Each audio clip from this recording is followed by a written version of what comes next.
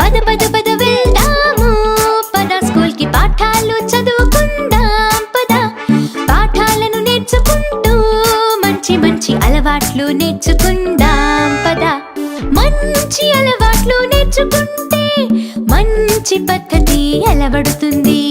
మంచి పద్ధతులు నేర్చుకుంటే మనము గొప్పవాళ్ళం అవ్వచ్చులే.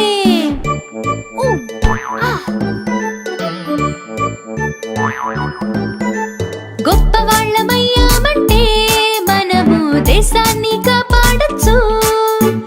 భారతీయ బిడ్డలం మనం, ఎప్పుడు దేశానికి పేరు తెస్తాం.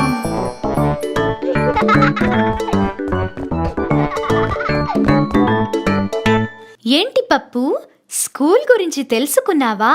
అవును అవును, మీ అందరూ చాలా అదృష్టవంతులు. నీకు మంచి